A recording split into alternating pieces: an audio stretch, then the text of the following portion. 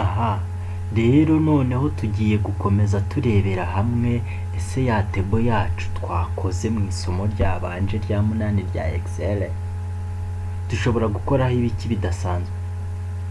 First of all, tugiye kurebera hamwe ni gute noneho nshobora gushyira ibintu ku murongo nifashishije table yanjye, noneho bitongeye kungora muri bwa buryo twize muri home tab. Murakoze cyane. Ikintu cya mbere ngiye gusibamo izi data dufite. Muribuka yuko tuziselectiona twarangiza tugakanda right click tugahitamo clear contents. Aha tugiye gushyiramo imibare nk'uko mubona ni nimero, noneho turaselectiona tuno tubiri turangiza tuze ku ruhande kuri aka kadomo, hanyuma kasa yacu ihinduke nk'agasaraba. Dukande left click tugumisheho, hanyuma tumanure tugeze aho ya table yacu isoreza. Ubu noneho dushobora kuvuga tuti turashaka gushyiramo amazina. Dufite A, B, C, X. Twarangiza tugakoresha bwa buryo twakoresheje mbere. Byagenda biti igihe nshaka ko iyi kolone iva kuri A ikagera kuri Z mu buryo bw'ugenze ku murongo. Muribuka ko kugira ngo dukore sort cyangwa se gushyira ku murongo twazaga muri home tab tugahitamo hano muri sort tugakoresha buno buryo. Ariko murabona ko kuri table bwo iyo twakoze table ibintu biba byoroshye. Uravuga uti kolone yanjye ndashaka kugira icyo nkora. Iyo ubikoze ako kanya biribwiriza bikajya ku murongo, kandi buri kimwe cyose kikagendana na data zacyo. Ngira ngo ibi bintu hari akantu k'ingenzi mwagakwiye kuba mwumvaho. Reka nse nk'ukereye indi sheet hanyuma mbereka ikintu kimwe. Turamutse hano dufite rimwe, ahandi tukagira kabiri, hanyuma tukamanura tukageza kuri gatanu, aha tukaba dufite Kalisa, aha tukaba dufite Kamana,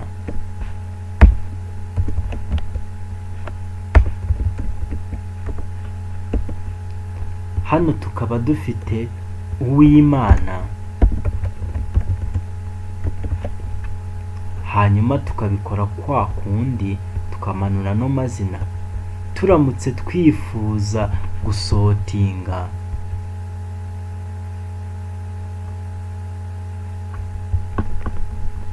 aka gace, turamutse dushaka ko kajya kuri alphabetic cyangwa se kagenda ku murongo neza, tukagira dutya, icyo gihe baratubwira ngo Microsoft Excel found data next to your selection. Since you have not selected this data, it will not be sorted. Expand the selection. Urabona yuko babanza kumpereza notification, ariko aha biratandukanye cyane.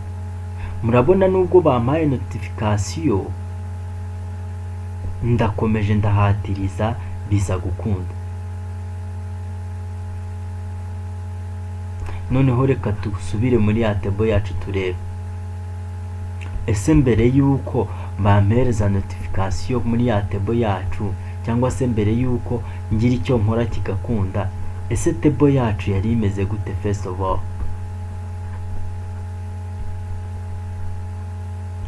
mbere yari iri ku murongo,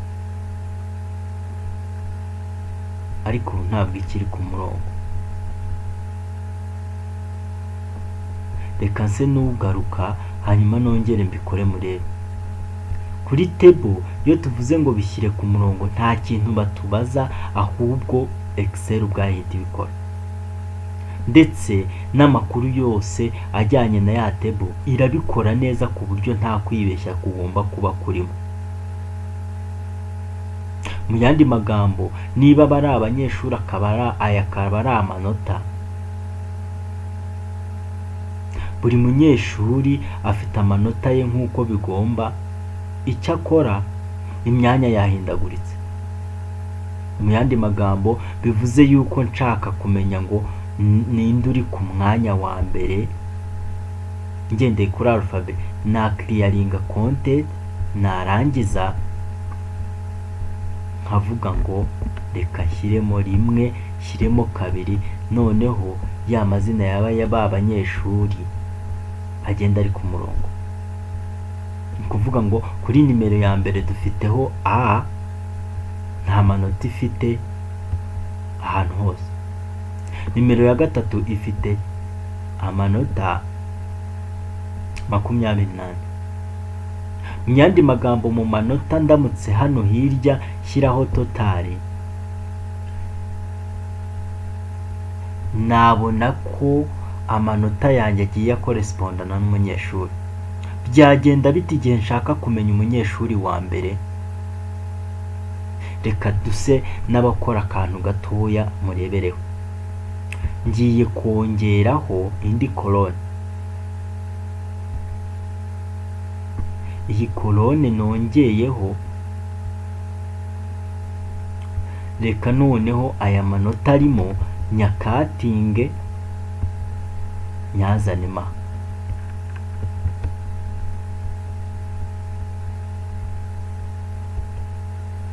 Nimara kuyazanamo aha ngaha, noneho mvuge ko nshaka totali.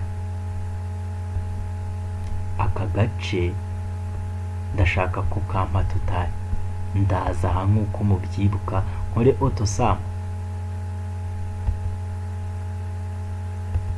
Autosum ngira ngo murabibona yagiye irarengera ifata amanota atariyo. Icyo gihe ukandaho double click kugira ngo ikwereke uburyo yabikozemo, noneho ugaselektiona ukageza aho wifuzaga.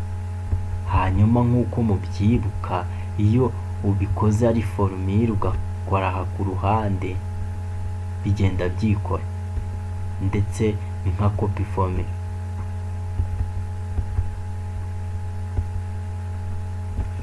Ni ukuvuga ko niba iyi 2, iyi 1 kuri aka gace iri buzi gafata kugeza aha gusa, donc autosum yacu iraza kuza ifate muri uru ruhande, ifata aha kugeza aha, noneho nimfata formule nkayigeza aha hasi, ibintu birahita bisobanuka. Murabona ko itakirenga hariya hirya. Hanyuma muri aka kanya nshobora kuba nkeneye samu, cyangwa se nkeneye umunyeshuri wabaye wa mbere. Icyo gihe nziyizira aha ngaha, nindangiza mvuge ngo va kuri largest to smallest, hanyuma ihita ibishyira ku murongo.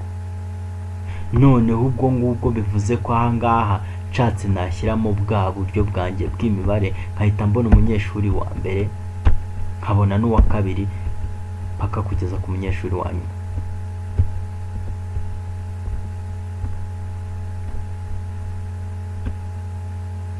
Isomo ry'uyu munsi ku bijyanye na table naryo, table ni akantu ko kwitondera muri aya masomo tugomba kwiga. Niyo mpamvu ngenda nkwerekaho duke duke, kugira ngo ntazakuvanga ugasanga hari byinshi utigeze umenya. Murakoze cyane. Nkwibutsa yuko ushobora kumpa igitekerezo cyangwa ikibazo uciye ku nimero yanjye igendanwa 0781129963, cyangwa kuri page yanjye ya Facebook Paul Habumugisha, cyangwa se ukanyandikira kuri email habumugisha Paul 7z. Ndabashimiye.